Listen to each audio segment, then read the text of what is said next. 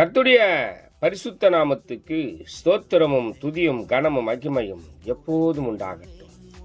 இந்த நல்ல நாளை காண செய்த தேவாதி தேவனுக்கு கொடான கொடி ஸ்தோத்திரம். கர்த்தரின் மகிமை ஆத்தும ஆதாயம் சுவிசேஷ ஊழியத்தின் சார்பாக இன்றைய நாளுக்கான சில நிமிட தேவ செய்தி கேளுங்கள். இனி காலம் செல்லாது, இனி காலம் செல்லாது, இனி காலம் செல்லாது. அண்ட சராசரங்களையும் படைத்த என் ஆண்டவராய் இயேசு கிறிஸ்து வரப்போகிறார். ஆயத்தமாயிருங்கள், ஆயத்தமாயிருங்கள். அநேகரை ஆயத்தப்படுத்தி ஆண்டவர் பக்கமாய் திருப்புங்கள். பக்கத்துணையாய், பக்கபலனாய் உங்க பக்கத்திலேயே இருந்து எல்லா நல்ல காரியங்களையும் பக்குவமாய் செய்து முடிக்கிற பரிசுத்தர் உங்களுடனே கூடவே இந்த நாள் முழுவதும் இருப்பார். ஆமென். விசேஷமாக 2 சாமுவேல் 22 அதிகாரம் 19 வசனம். என் ஆபத்து நாளில் எனக்கு எதிரிட்டு வந்தார்கள், கர்த்தரோ எனக்கு ஆதரவாய் இருந்தார்.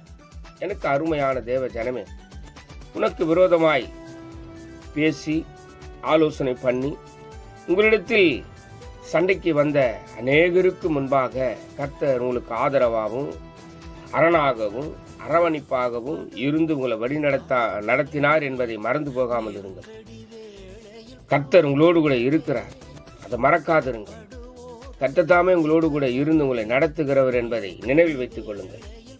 உங்களுடைய ஆபத்து காலத்திலே கர்த்தர் உங்களோடு கூட இருந்து உங்களை தப்புவித்து உங்களை ஆதரித்து அரவணைத்து போஷித்து பராமரித்து வழிநடத்தி வந்த நல்ல தெய்வம் நம் ஆண்டவராகிய இயேசு கிறிஸ்து. ஆக எதை குறித்தும் கலங்காதிருங்கள், பயப்படாதிருங்கள்.